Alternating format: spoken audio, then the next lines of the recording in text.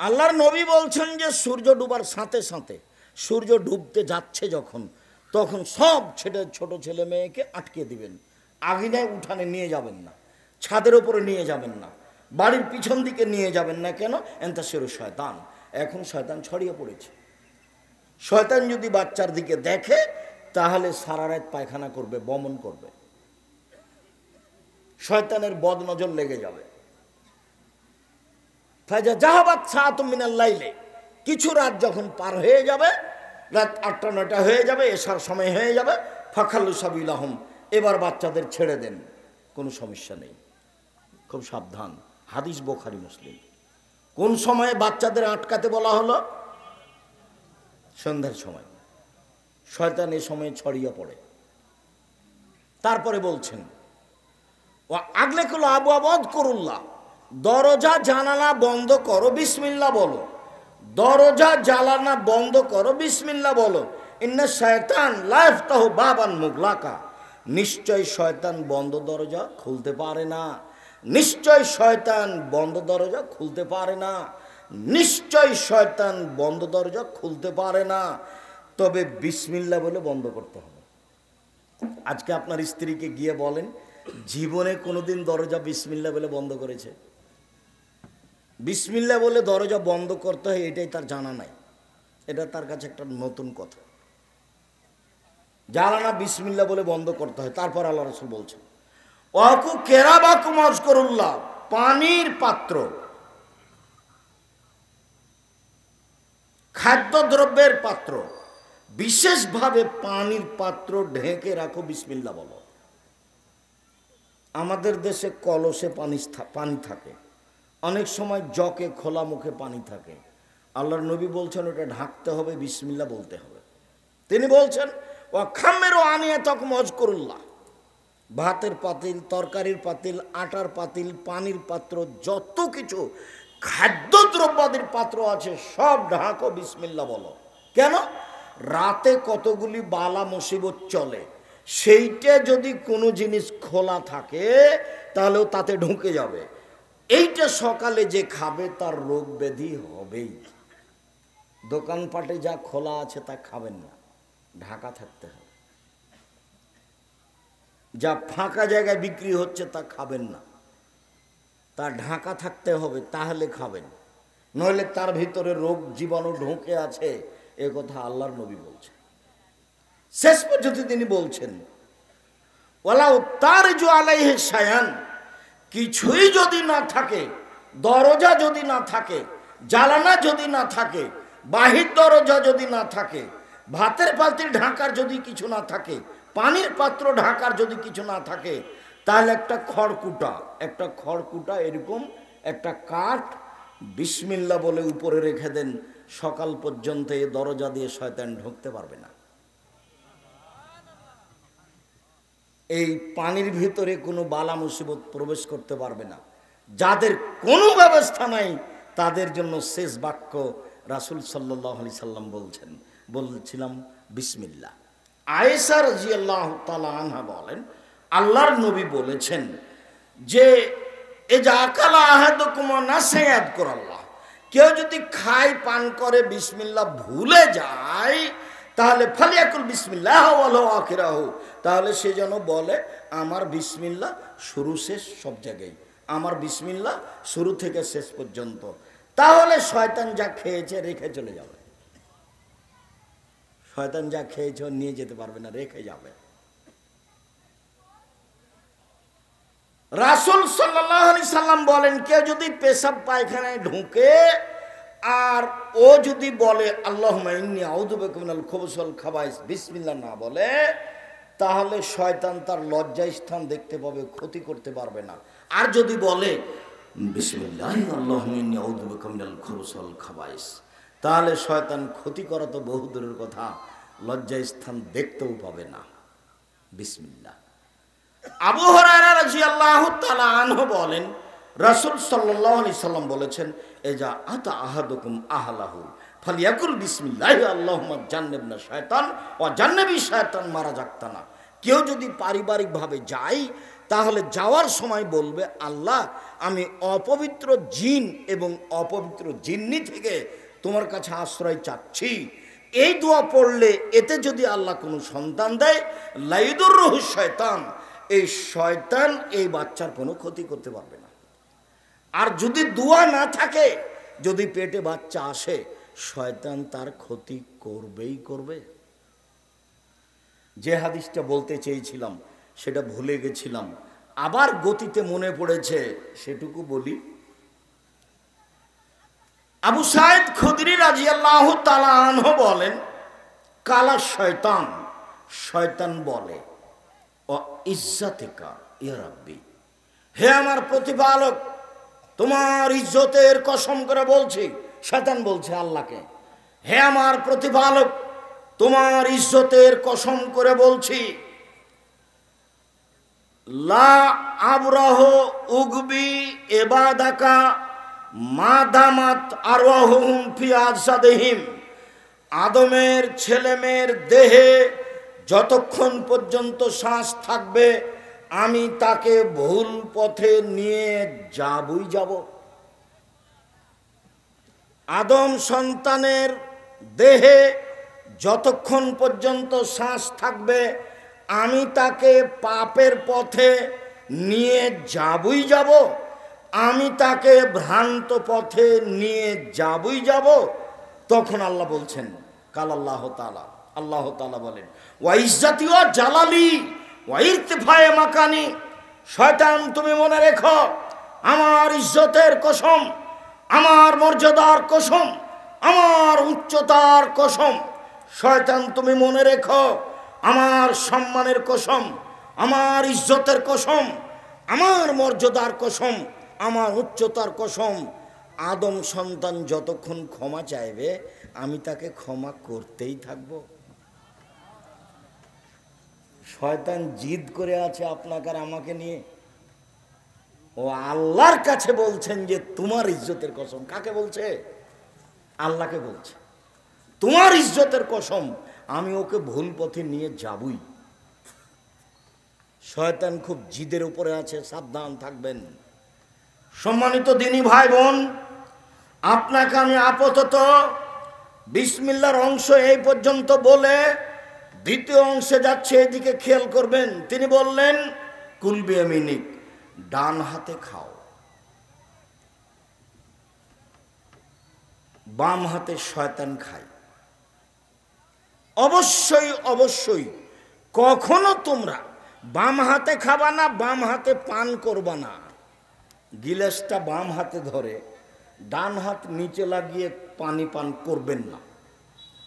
এইটা মূলত বাম হাতেই হলো, ডান হাতেই গিলাস ধরতে হবে। গিলাসে ভাত লেগে যাক তাতে আসে যায় না, প্রত্যেকের জন্য গিলাস করেন তাতে আসে যায় না। নইলে ভাত বাদ দিয়ে খেজুর খান, কি খাবেন সেটা ভিন্ন কথা, বাম হাতের কোনো সুযোগ নাই, এটা জরুরি। আব্দুর রাজ্জাক সাহেব যদি ডান হাতই না থাকে, ডান হাত না থাকলেও কি আল্লাহ মানুষকে ডান হাতে খেতে বলবেন? এটা কি আর হলো? এটা আল্লাহ বলবেন না। আয়েশা রাদিয়াল্লাহু তাআলা আনহা বলেন, কানাত ইয়াদুন নবী সাল্লাল্লাহু আলাইহি ওয়াসাল্লাম ইমনা লিতামিহি ওয়া তুহরিহি, আল্লাহর নবীর ডান হাতখানটা ছিল খাওয়া পান করার জন্য, ভালো কাজের জন্য। আল্লাহর নবীর ডান হাতখান ছিল খাওয়া পান করার জন্য এবং ভালো কাজের জন্য। ওয়ায়াদহুল ইসরা, আর রসুলের বাম হাতখান ছিল লে খালায়েহি অলিল কাদারে, পেশাব পায়খানার জন্য আর ময়লা মাটির জন্য। এই বাম হাতখান, বাম হাতখান দিয়ে পায়খানার পরে ছুঁচে। ওই বোকা মানুষ ওই বাম হাতে চা খাচ্ছে। ওইও যদি শিক্ষিত হয় তাহলে মূর্খ মানুষকে বাম হাত। আমি আপনার ছেলে মেয়েকে শিক্ষার একটা বড় পর্যায়ে নিয়ে যাব, এটা জীবন বাজি রেখে চেষ্টা চালিয়ে যাচ্ছে। আল্লাহ তুমি এটা সহজ করো আল্লাহ। আপনি মনে করবেন না যে আব্দুল্লাহ, আব্দুর রহমান, আব্দুর রহিম তার ছেলেরা বড় শিক্ষা অর্জন করেছে, আমি এইটা রেখে আপনার ছেলে কিভাবে এর চেয়ে বড় শিক্ষা অর্জন করবেন এই মাঠে আমি আছি। আপনি চেষ্টা করেন, সময়ের গতিতে ছেলে মেয়ে পাঠান। সারা দেশ জুড়ে, সারা বিশ্ব জুড়ে যত বাঙালি আছে সব দিনই ভাই বোনকে আমি অনুরোধ জানাচ্ছি যে আমি আপনার দরজায় গিয়ে আপনার ছেলে মেয়েকে উন্নত মানের শিক্ষা দেওয়ার পদক্ষেপটা জানাতে চাচ্ছি, যাতে করে আপনি দুইভাবে নিতে পারেন, দুয়ার মাধ্যমে এবং বাস্তবে আর সহযোগিতাই। সম্মানিত দিনী ভাই বোন, আমি সবাইকেই জামিয়া সালাফিয়ার সার্বিক কাজে, জামিয়া সালাফিয়ার সবচেয়ে বড় শাখা আর দাওয়া ইলাল্লাহ মসজিদ ভিত্তিক দাওয়ার এই শাখায় সাথে সাথে জামিয়া সালাফিয়ার সম্মেলন 23-24 নভেম্বর, এতে উপস্থিতির দাবি জানিয়ে আমার আলোচনায় চলে গেলাম। দিনী বোন যারা আছেন কারো সাথে কথা বলবেন না দয়া করে। রাস্তায় গিয়ে থাকলে ফিরে আসবেন, আমি আপনার জন্য এসেছি। দয়া করে আপনি আমাকে কাজ দেখাবেন না, আপনি একজন মহিলা মানুষ। আর বাড়িতে যারা চলে গেছে, কি করছে বাড়িতে? হয় টিভি চালাচ্ছে, না ঘুমিয়ে গেছে। ও কি করবে? আর কি আর আবার করারই আছে?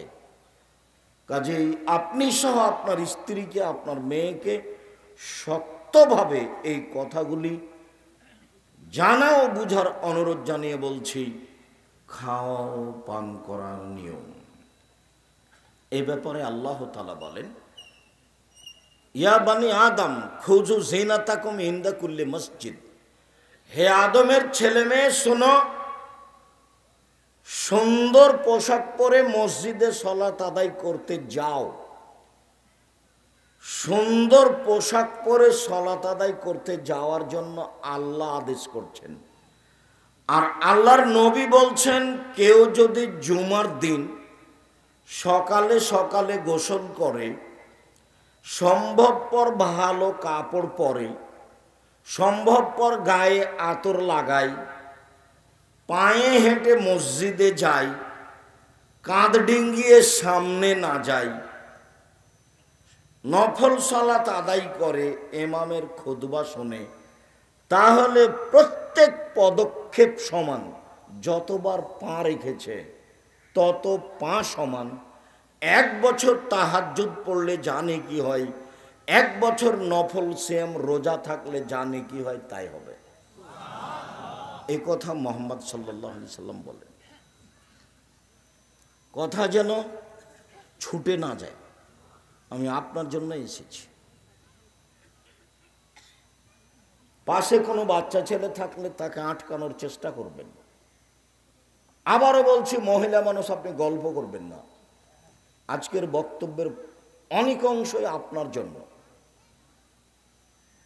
সকালে সকালে গোসল করলো, সম্ভবপর ভালো কাপড় পরলো, গায়ে আতর লাগালো, পায়ে হেঁটে মসজিদে গেল, কারো কাঁধ ডিঙ্গিয়ে সামনে গেল না, মসজিদে ঢোকে। কথাটা বোঝা যায়? মসজিদে ঢোকে মানুষের কাঁধ ডিঙ্গিয়ে সামনে গেল না, পিছনেই ফাঁকা জায়গায় বসলো, ইমামের খুতবা শুনলো। যতবার পা ফেলেছে মসজিদ যেতে ততবার পা সমান।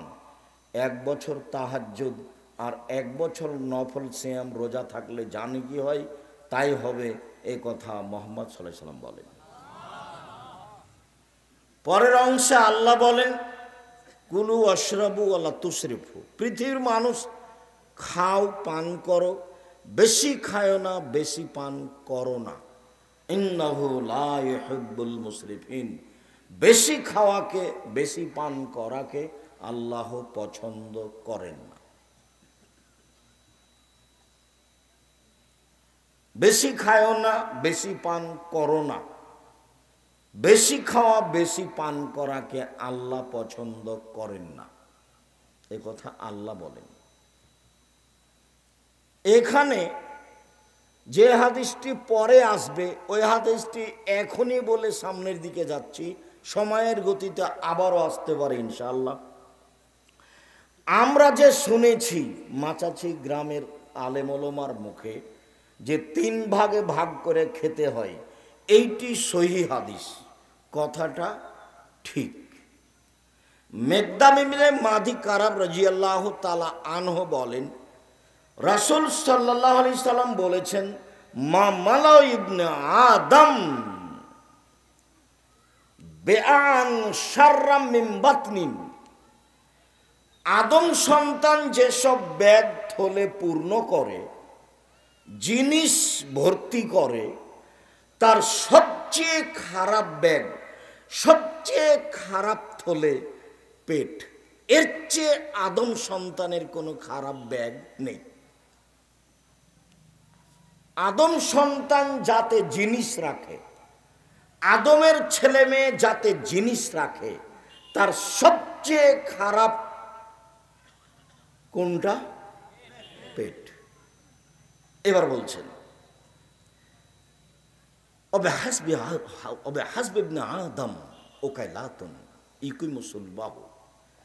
আদম সন্তানের জন্য কয়েক লোকমাই যথেষ্ট, যাতে সে চলতে পারবে, নিজেকে কন্ট্রোলে রাখতে পারবে। আদম সন্তানের জন্য কয়েক লোকমাই যথেষ্ট, যাতে সে চলতে পারবে, পিঠের দাঁড়িটা ঠিক রাখতে পারবে। ইনকানাল্লাহ মহালতা, শেষ পর্যন্ত যদি তাকে খাওয়াই লাগে তো ষোলো শুনলে তমেহি, অষোলো শুনলে সারাবেহি, অষোলো শুনলে নাফসেহি। 3 ভাগের 1 ভাগ খাদ্য, 1 ভাগ পানি, 1 ভাগ শ্বাস প্রশ্বাস। খাদ্য বেশি হলে শ্বাস প্রশ্বাসের সমস্যা হবেই, কাউকে বলা লাগবে না, কয়দিন পরে এর অসুস্থতা আসবেই, একে রোগ ব্যাধি ধরবেই। পানি বেশি হলে শ্বাস প্রশ্বাসের অসুবিধা হবেই, বদহজম হবেই, এর ক্ষতি হবেই, কাউকে বলা লাগবে না। শ্বাসের জন্য একটা অংশ রেখে দিতে হবে, তাহলে খাওয়া কম আসতে হবে, পান করা কম আসতে হবে, তাহলে শ্বাস প্রশ্বাস ঠিক থাকবে। এ কথা মুহাম্মদ সাল্লাল্লাহু আলাইহি সাল্লাম বলেন, হাদিস সহিহ। যেখানে যান খুব পর্যাপ্ত পরিমাণে খেয়ে নেবেন, এটা যেন হিসাব না থাকে। এটা হলো আত্মার পূজা করা। যে কথা শুনেছেন এ কথা সহিহ হাদিস দ্বারা প্রমাণিত, কাজে এ কথা বলে রাখলাম, মনে থাকে যেন। 3 ভাগে খেতে হবে, এ কথাই ঠিক, এটা আল্লাহর নবী বলেছেন, তাতে শ্বাস প্রশ্বাসের সুবিধা থাকবে। উমর ইবনে আবি সালামা বলেন, উমর, উম্মু সালমার ছেলে উমর, আবু সালমার ছেলে উমর। ঘটনা হলো এই যে উম্মু সালমা আবু সালমা তারা 2 জন স্বামী স্ত্রী বাহির থেকে এসে মদিনায় থাকতেন। হঠাৎ একদিন আবু সালমা মারা গেলেন। তো আল্লাহর নবী দেখতে গেলেন, দেখলেন গিয়ে চোখগুলি খোলা আছে। তো তিনি গিয়ে হাত দিয়ে চোখগুলি বন্ধ করলেন আর বললেন, দেখো, যখন আত্মা বের হয় তখন চক্ষু দেখতে থাকে, দেখি কিভাবে আত্মা বের হয়। বের হয়ে যায় আর দেহ অকেজ হয়ে যায়, তখন এই খোলা চক্ষু আর এই দেহ বন্ধ করতে পারে না, এই জন্য চক্ষুটা খোলাই থেকে যায়। যারা পাশে থাকে তারা যেন বন্ধ করে, তাড়াহুড়া করে, কেন শরীর ঠান্ডা হয়ে গেলে এই চক্ষু বন্ধ করা যাবে না। কথা বোঝা যায়নি মনে হয়। হাদিস বুখারী মুসলিম, রাসূল সাল্লাল্লাহু আলাইহি ওয়াসাল্লাম এভাবেই বলছেন। তো এইটুকু বলতে বাড়িতে সব হইচই করে কেঁদে উঠলো। তখন আল্লাহ রসুল বলছেন, না না না না না, তোমরা যা বলছো ওইসব কথার উপরে ফেরেশতা আমিন বলছেন, এইভাবে কান্নাকাটি করো না। উম্মু সালমা, তুমি আল্লাহর কাছে দোয়া করো, তোমার এইখানে জানো আল্লাহ এর চেয়ে একটা ভালো মানুষ দেয়। তখন উম্মু সালমা বলছেন, বলেন কি আপনি, আবু সালমার চেয়ে ভালো মানুষ কেউ আছে? এইটাই তো আমি জানি না। তো আবু সালমা মারা গেল, সেইখানে আমি তার চেয়ে একটা ভালো স্বামী চাইবো, এটা কেমনে হয়? আবু সালমার চেয়ে তো ভালো মানুষ কেউ আছে আমি জানি না, তা আমি কি করে বলবো যে আবু সালমার স্থানে একটা ভালো মানুষ আমাকে স্বামী হিসাবে দাও? তখন আল্লাহ রসুল বললেন, দোয়া করো তো। কয়দিন পরে আল্লাহ রসুল বিবাহের প্রস্তাব দিলেন। তখন উম্মে সালামা বলছেন, ওহ রে, আল্লাহর নবী আমাকে বিবাহের প্রস্তাব দিবেন তা তো আর আমি মনে করিনি। যার কারণে আমি বলেছি, আবু সালমার চেয়ে দামি মানুষ আবার কে কে এমন আছে যাকে আমি চাইব। তো যাক, আল্লাহ রসুল যখন বিবাহের প্রস্তাব দিলেন, তখন আমি বললাম, আল্লাহর নবী, বিবেচনার বিষয় এক, আমি হচ্ছি গ্রামের মহিলা, আপনি হচ্ছেন শহরের মানুষ, মিল খাবে তো? দুই, আল্লাহর নবী, আমি হচ্ছি বিধবা মহিলা, আমার স্বামী ছিল, আমি তার সাথে সংসার করেছি, আপনার সাথে সংসার করব, তখন যে কেমন হবে ভাববার বিষয়। আল্লাহর নবী, আমার আগেকার স্বামীর সন্তান আছে, আপনার সংসারে যখন আসব তখন ওই সন্তানও আমার সাথে আসবে, বিবেচনার বিষয়। তো আল্লাহ রাসূল বললেন, উম্মে সালমা, বিবেচনা করেই প্রস্তাব দিয়েছি। ওই ঘরের ছেলে উমার, এই উমারকে সাথে নিয়ে আল্লাহর নবী খেতে বসেছেন। এখন কথা শুরু হলো, ওই ছেলেকে সাথে নিয়ে আল্লাহর নবী খেতে বসেছেন। তো উমার বলছেন যে, তাতি শুইয়া দিফি সাফা, খেতে বসলে আমার হাতটা প্লেটের এখানে সেখানে যায়, একবার এখান থেকে নি, একবার এখান থেকে নি, একবার এখান থেকে নি। দৃশ্য দেখে আল্লাহ রাসূল বলেন, এক, শামিল্লাহ, বিসমিল্লাহ বলো, কুল বিয়ামিনিক, ডান হাতে খাও, কুল মিমাইয়ালিক, পাশ থেকে খাও। একসাথে তিনটা কথা বললেন। এই তিনটা কথা নিয়ে আজকে কিছু হাদিস অনুবাদ হবে, এক খেয়ালে চেয়ে থাকবেন। দোকানপাটে যারা আছেন, দোকানপাটে লেনদেন বন্ধ করে এদিকে খেয়াল করবেন, দয়া করে কোনো কাজ দেখায়েন না। আর এই সময়তে বোকামির পরিচয় দিয়ে আপনিও দোকানে কিছু কিনতে যায়েন না। গ্রাম দেশবাসী মারা খাননি, জিনিসপত্র আছে। আমরা একদিনও হাটের বাজারে যাই না, তবুও তো বেঁচে আছি। আমার জীবনে কোনোদিন আমি চায়ের স্টলে দোকানে বসিনি, বেঁচে আছি তো, কোনো দিন বসিনি। 97 সালে নদাপাড়ায় এসেছি। নদাপাড়ার দোকানদার আমাকে জানে, কিন্তু ও কোনোদিন আমাকে পাশ থেকে দেখেছে কিনা তা আমি জানি না।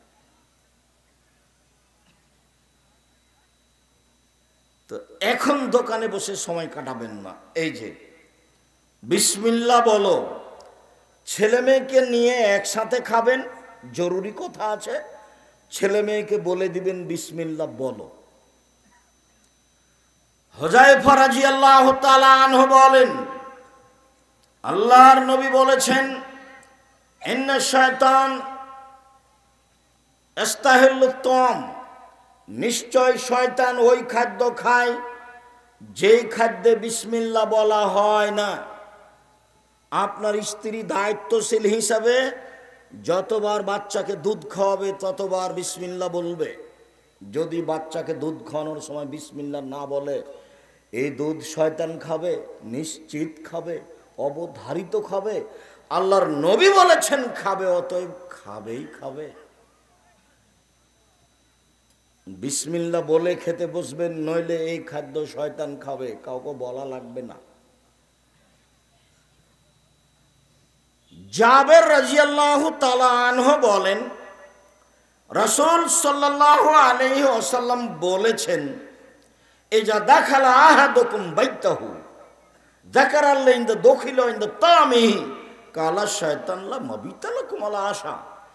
যখন কোনো মানুষ বাড়িতে ঢোকে সালাম দিয়ে ঢোকে, যখন কোনো মানুষ খেতে বসে বিসমিল্লাহ বলে, তখন ইবলিস অন্যান্য শয়তানকে বলে, লা মাবিতা লাকুম আলা আশা, এই বাড়িতে থাকারও নেই, এই বাড়িতে খাওয়ারও নেই, কেটে পড়ো।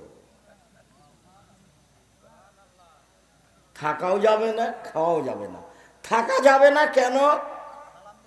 সালাম দিয়ে ঢুকেছে এই জন্য। বাড়িতে কেউ না থাকলে সালাম দিয়ে ঢুকবেন, বাড়িতে ফেরেশতা আছে।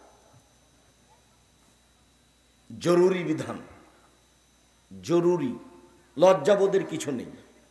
সালাম দিয়ে ঢুকতে হবে। স্ত্রী আছে, হঠাৎ করে বলবেন এত বড় কাজ কেমন হলো, কেমন কেমন লাগছে, ভালো লাগে না, যেন নুন নাই আন্যায় না লাগছে। কেমনে বলি, জি না, সালাম দিয়ে ঢুকতে হবে। চাঁপাই নবমজের ভাষায় আপনি তো সালাম দিয়ে ঢুকবেন, আপনার বাপকে ঢুকতে হবে না, আপনি বাধ্য। এখানে আপোষের কোনো সুযোগ নেই, সালাম দিয়েই ঢুকতে হবে, বিসমিল্লাহ বলেই খেতে হবে। তিনি বলেন এই যে দেখালা আহাদকুম ওলা মেজ করিলেন তো দখইলেন তামিহি কালা শয়তান মাবিতালাকুম আশা। যখন কেউ সালাম দিয়ে ঢুকে না, বিসমিল্লাহ বলে খায় না, তখন শয়তান বলে এই বাড়িতে থাকো আর খাও। হাদিস বুখারী মুসলিম, সন্দেহের কোনো অবকাশ নেই। জাবের রাদিয়াল্লাহু তাআলা আনহু বলেন, আল্লাহর নবী বলেছেন, ইন্নাশ শাইতান ইয়াহজুরু ফি কুল্লি শাইইন মিনকুম হাত্তা ইয়াহজুরু ইনদা তা'আম। শয়তান আপনাদের সব জায়গাতেই থাকে, শয়তান আপনাদের সাথে সব সময় মানুষের সাথে থাকে, এমনকি খাওয়ার সময়তেও থাকে। এখানে একটা হাদিস বলবো, এ হাদিস শেষ হলে ইনশাআল্লাহ। এজা সাকাতাত মিন আহাদিকুম আল-লুকমা, খেতে বসে যদি কিছু ভাত পড়ে যায়, রুটি পড়ে যায়, তো ফালিমিত মিনহাল আজা, উঠিয়ে নিয়ে দেখতে হবে ময়লা মাটি কিছু লেগেছে, লাগলে সরিয়ে দিতে হবে। ওয়াল ইয়াকুলহা, তারপর খেয়ে নিতে হবে। ওয়ালা ইয়াদাহলি শয়তান, শয়তানের জন্য ছেড়ে রাখতে হবে না। ওয়ালা ইয়াদরি ফিয়াতিনাল বারাকা, তার জানা নাই কোন ভাতে বরকত রয়েছে। অতএব খেতে বসলে শয়তান এখানে আছে, এ কথাই ঠিক। একে বিসমিল্লাহ দিয়ে ঠেকাতে হবে, পড়ে গেলে উঠিয়ে নিতে হবে, ময়লা লাগলে সরিয়ে দিতে হবে, সেটা আবার খেয়ে নিতে হবে। সেইটা গরুর চারি গরুর নান্দে দিতে হবে না, আরোটা দেন, আঙ্গুল চেটে খেতে হবে, প্লেট চেটে খেতে হবে। তোমার জানা নাই কোন ভাতে বরকত রয়েছে, পড়ে গেছিল সেটা রেখে দিয়েছো, বাড়ি থেকে বরকত চলে গেছে, ওটা শয়তান খেয়েছে।